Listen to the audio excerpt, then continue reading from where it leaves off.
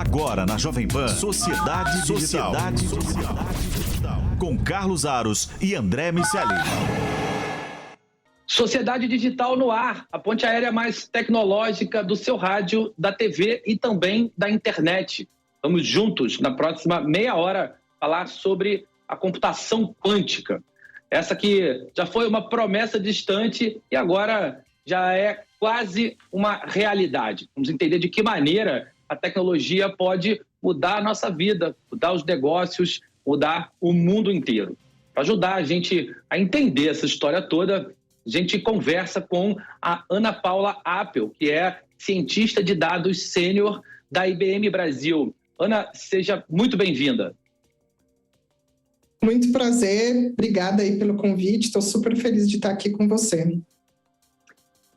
Ana, vou começar do início te perguntando o que é a computação quântica para aqueles não iniciados.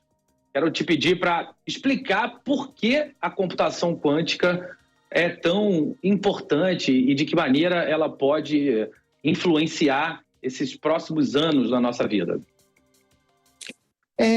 Bom, André, a computação quântica, né, ela é fundamentalmente diferente do processo da maneira de processar a informação comparada com a computação que nós chamamos de computação clássica que nós temos hoje, né?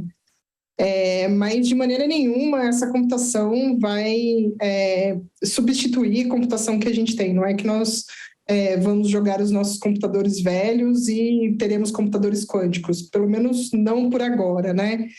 Então, elas vão trabalhar junto, né? E como você falou, né? Ela já esteve tão distante e hoje ela já está presente, né? Qualquer um de nós hoje pode brincar com um computador quântico, pode entrar e testar um computador quântico, né? O grande diferencial dessa computação é que na computação clássica, né? A gente representa as informações como zeros e uns, né? Então, a gente fala que é baseada em bit. Então, né, bit do sistema binário, zeros e um.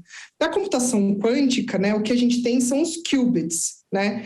Que a gente também representa por 0 e 1, mas o grande poder da computação quântica é que, vamos pensar assim, né? Imagina que você está jogando uma moeda, né? Que você está jogando cara ou coroa. Quando você joga uma moeda, na computação clássica, você só enxerga o cara ou coroa. Na computação quântica, você enxerga todo o percurso da moeda, né? Então, ela pode, quando ela está rodando no ar, ela está em cara e coroa ao mesmo tempo, né? Então, a gente consegue ter isso que a gente chama de sobreposição. Então, a gente consegue representar diversos estados, né, num mesmo qubit, né? Então, a gente consegue ter essa expressividade muito maior.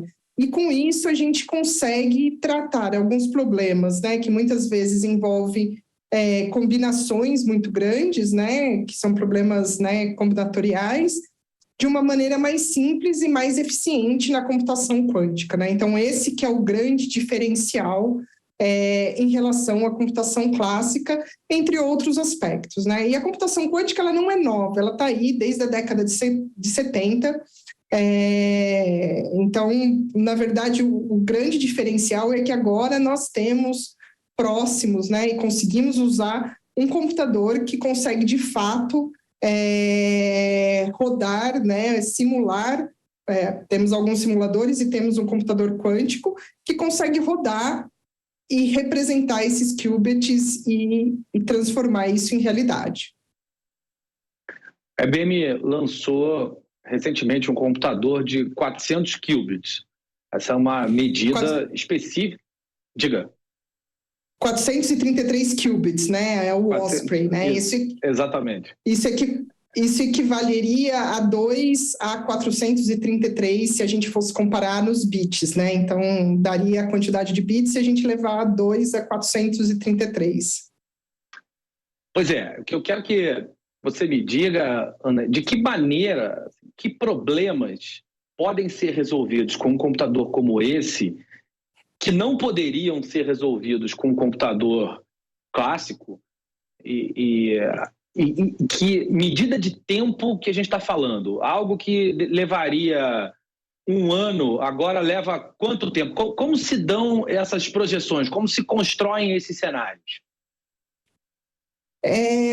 assim, em termos reais, né, o que acontece é o seguinte, né, com esse novo computador com o Osprey, a gente consegue pensar agora em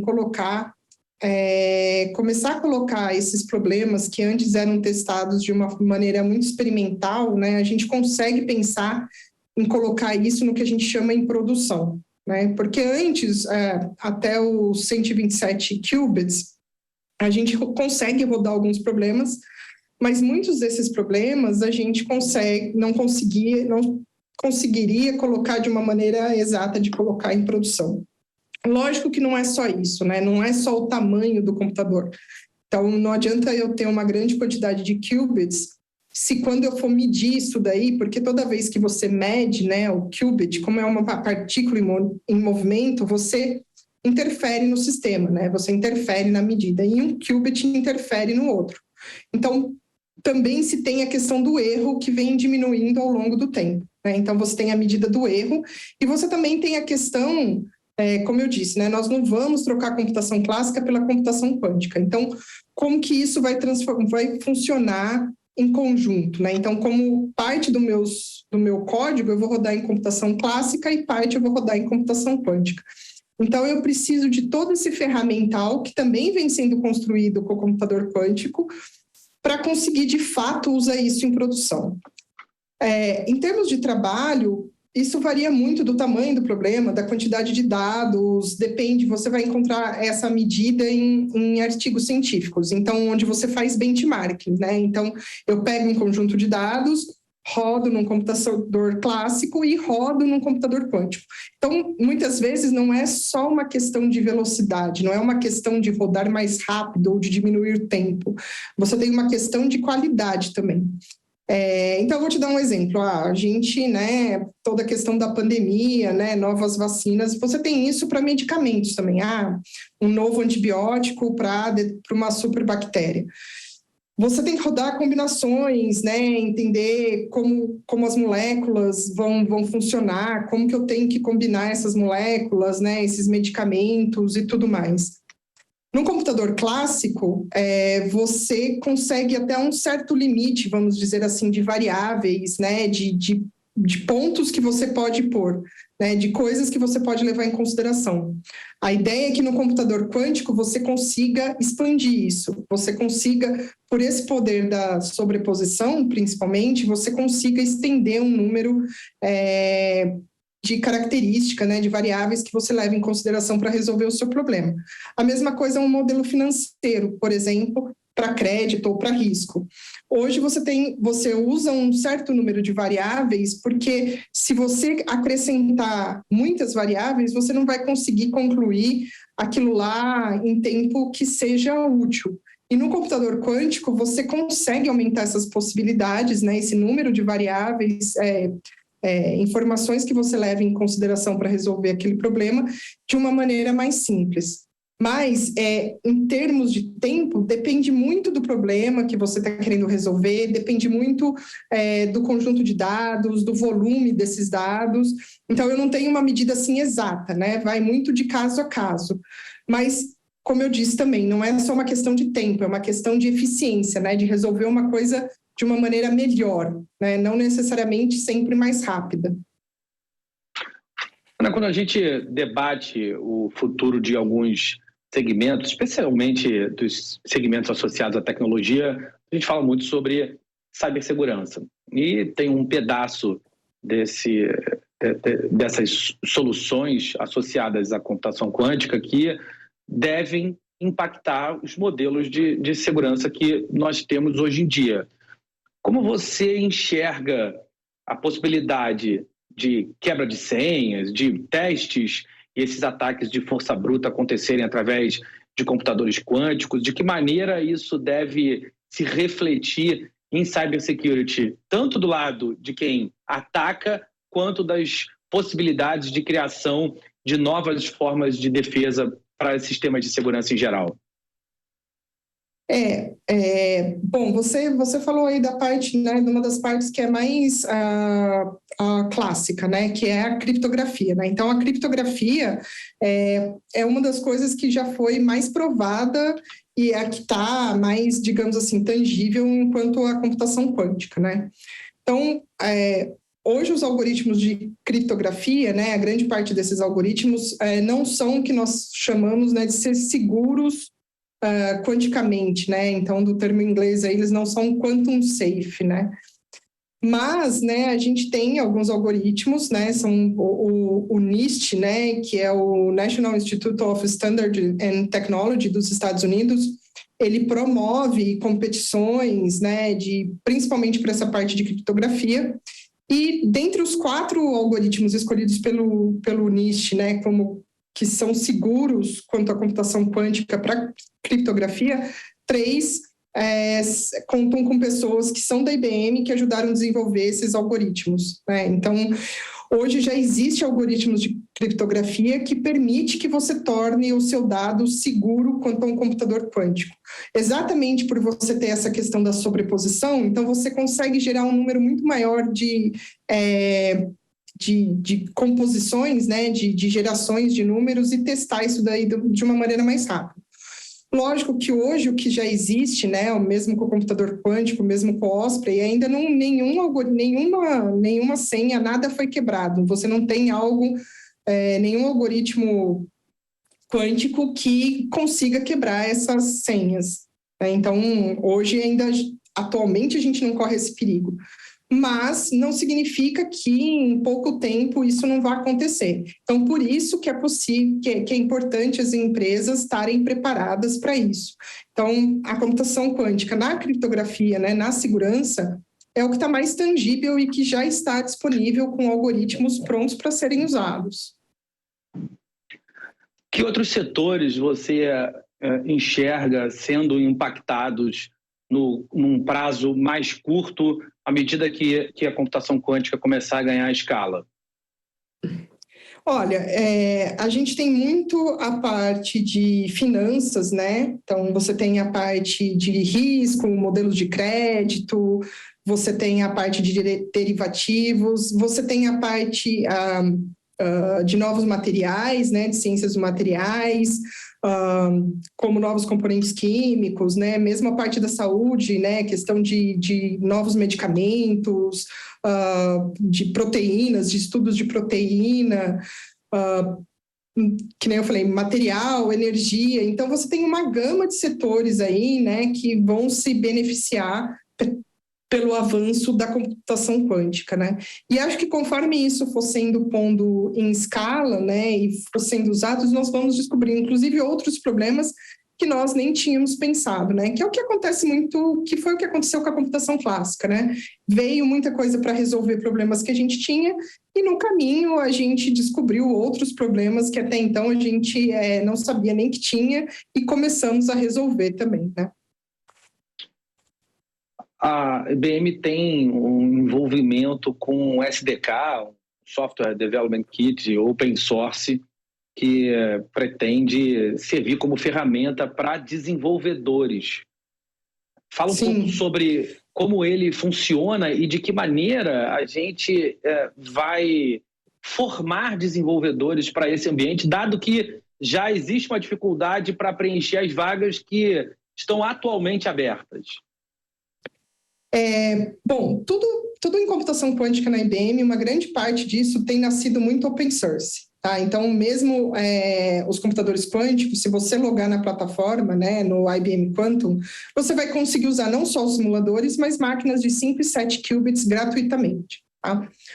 Além disso, tem toda a parte de educação. Então, na parte de educação, você tem cursos, né? Então, você tem certificações, você tem toda a parte que é o Qiskit, né, que é a plataforma open source da IBM, totalmente disponível, né, para você. Tem livro, Open Book, você consegue testar os códigos do Open Book direto no IBM Quantum, e você tem diversos serviços, né, para acelerar esse conhecimento, né. Então, você tem cursos no próprio Qiskit, você tem no YouTube, você tem summits que são feitos 2 vezes ao ano, competições.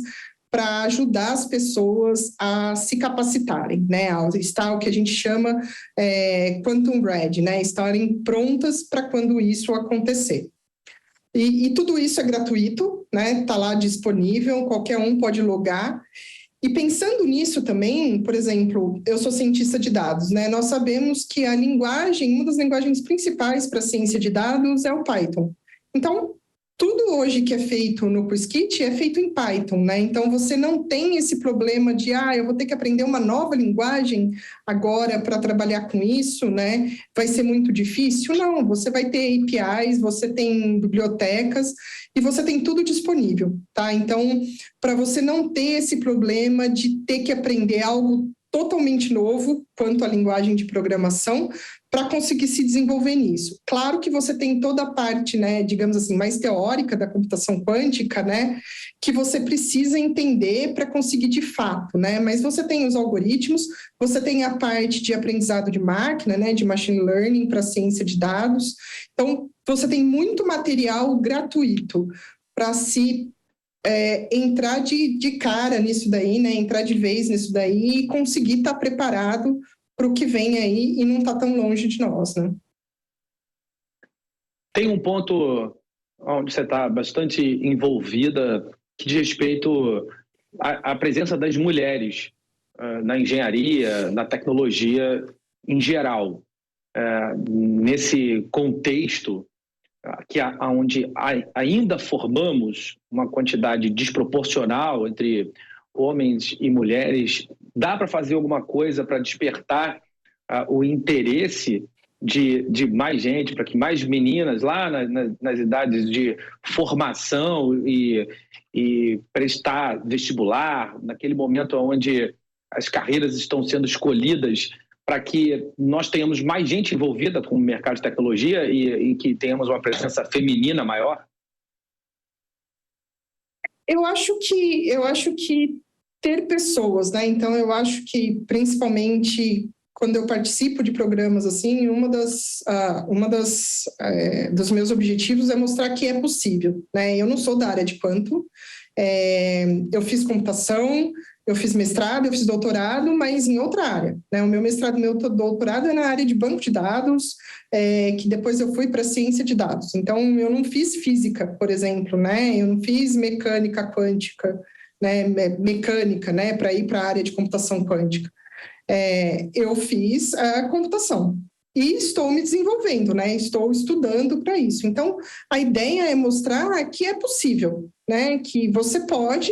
Você tem que estudar, né? É o que eu falo, né? 1% de inspiração e 99% de transpiração. Então, é ler, é estudar e não ter medo, né? Então, eu tinha uma professora que brincava e que falava assim, passa óleo de peroba na cara e siga em frente. Eu costumo dizer que acho que eu passei muito óleo de peroba.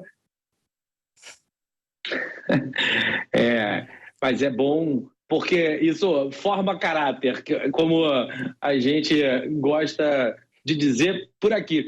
Tem algumas situações que não tem muito jeito, a gente precisa se submeter, e essas questões associadas ao desenvolvimento de aplicações são questões que, por mais que você busque a teoria, elas só, de fato, passam a fazer parte do teu dia a dia quando você suja a mão de graxa. Quando você mete a mão, começa a programar. Exato.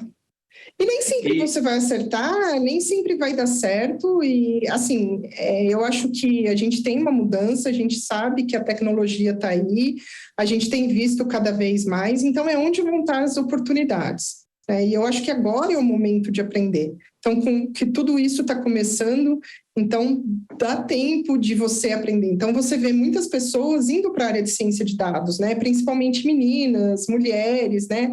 Hoje nós temos comunidades muito fortes na área de ciência de dados. E eu acho que a computação quântica vai ser um plus, porque quando isso, né, de fato, começar, temos os primeiros, as aplicações em produção e tudo mais, vai ser uma busca muito grande por profissional, né? Como você disse, algumas das vagas em outras áreas nem foram preenchidas, a gente vê esse gap tecnológico. E na computação quântica não vai ser diferente, né? Então, eu acho que não só as pessoas estudando, mas também as universidades também, né? A IBM incentiva isso, tem hubs, tem parcerias com as universidades para isso. Então, eu acho que é muito importante as universidades estarem de olho nisso e ajudar nessa capacitação dos alunos. Tem uma discussão grande sobre a qualidade dos dados que existem nas empresas em geral e na construção de ambientes que podem ser utilizados por soluções de data intelligence, por inteligência artificial, enfim. Quando a gente pensa em computação quântica, como fica essa relação com os dados, a capacidade de interpretação desse volume de dados? Imagino, vai acabar aumentando de maneira proporcional e a gente está, em paralelo, gerando mais dados com dispositivos IoT, o mundo 5G, que favorece também a produção desses dados. De que forma você enxerga esses mundos coexistindo, o mundo dos dados e o mundo da computação quântica? Bom, eu acho que a questão dos dados, a gente vem passando por algumas ondas aí, né? Se falou muito do tal do Big Data, né? Então, eu acho que você tem essas bolhas que surgem e que com o Big Data você ia ter muito dado e que a questão do ruído, né, dessa sujeira. O ponto é o seguinte, né? Pensa que você vai fazer um suco, né, com várias frutas. Se uma das frutas que você colocar no suco não tiver boa, seu suco não vai ficar bom, tá? A mesma coisa com qualquer processo de ciência de dados. Se seu dado não estiver limpo, não estiver tratado, não estiver sem viés, não estiver bem curado, o seu modelo não vai dar os resultados que você precisa, né? E a mesma coisa vai valer para a computação quântica. O ponto da computação quântica é que nós estamos querendo ir além. Então, tem um pressuposto de que muitas coisas que você já está trabalhando, você já trabalha na computação clássica. E você agora vai querer pôr mais informações. Mas ela vai sofrer dos mesmos problemas quanto à qualidade de dados. Hoje nós temos uma onda inversa, né? Porque apesar da gente produzir muitos dados, né, e mesmo as empresas, muitas vezes você tem um problema que os dados que você coletou e que de fato são bons, são pequenos, né? Então hoje você tem problemas como, como é que eu consigo tratar, como é que eu consigo trabalhar com um volume de dados menor, ou se eu não tenho uma representatividade muito boa desses dados, como é que eu expando isso? Né? Como é que eu consigo ter modelos que, de repente, não precisem enxergar tudo? Então, você tem outros tipos de aprendizados que estão tentando resolver isso. Né? Então, eu estou tentando aumentar os meus dados, eu estou tentando ter dados de qualidade, né? Então isso vai rodar de uma maneira mais rápida, vai dar um resultado mais assertivo, mas talvez isso não vai cobrir tudo. Então você tem alguns desses pontos e eu acho que a computação quântica vai ser a mesma coisa. O ponto é que hoje a gente está muito, por exemplo, um dos casos, eu quero, se você vai para a ciência dos materiais, você tem as moléculas, você tem os dados que você quer gerar essas simulações. Então, por exemplo, eu quero fazer um LED melhor, que gaste menos energia, que seja mais eficiente. Então, tudo bem, eu tenho alguns dados que são certos, né? Que é o que eu uso, que é o que eu desenvolvo aquele material.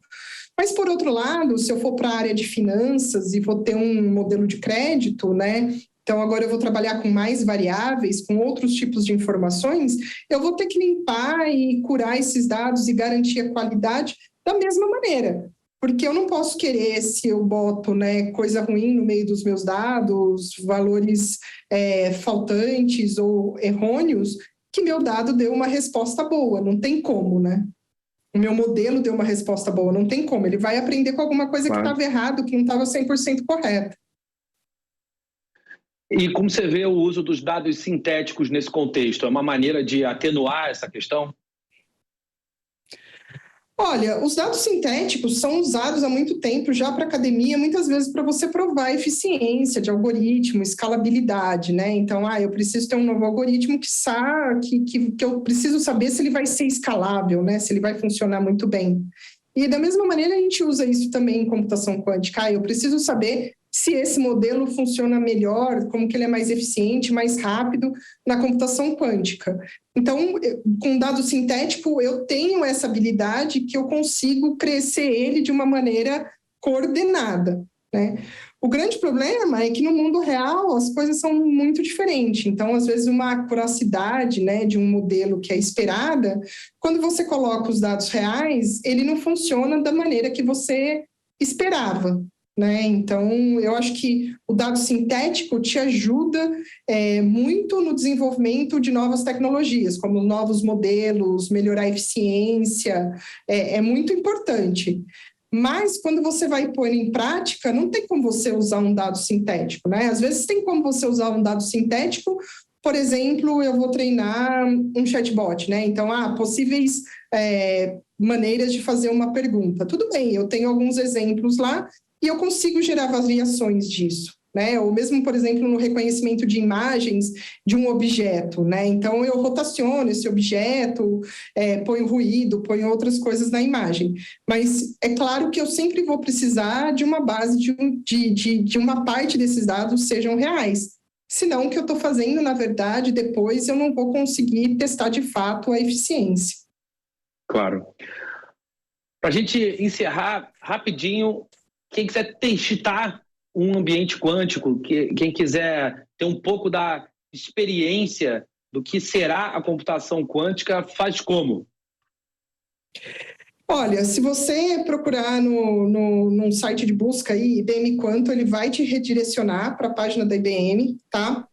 Se você digitar Qiskit, né, Qiskit, ele também vai te direcionar para a área do Qiskit, né, que você vai ter o livro, vai ter o material, e tanto o IBM quanto o Qiskit, você vai também ter acesso ao computador quântico da IBM, é só se cadastrar lá, criar uma senha com o seu login. E também procura no YouTube aí os vídeos, que tem muitos vídeos legais, alguns curtos, alguns mais longos, alguns mais práticos, outros mais teóricos, para você entrar aí um pouquinho nesse mundo sobre computação quântica. Essa foi Ana Paula Appel, cientista de dados sênior da IBM Brasil. Ana, muito obrigado pela conversa. Eu que agradeço o convite. Tenha um bom dia. Bom, para você que esteve conosco até aqui, bom carnaval. Semana que vem tem mais Sociedade Digital, ponte aérea completa, para a gente seguir falando sobre o impacto da tecnologia em toda a sociedade. Um abraço para todo mundo que nos ouve e vê. Tchau, tchau. Você ouviu Sociedade Digital com Carlos Aros e André Miceli. Realização Jovem Pan News.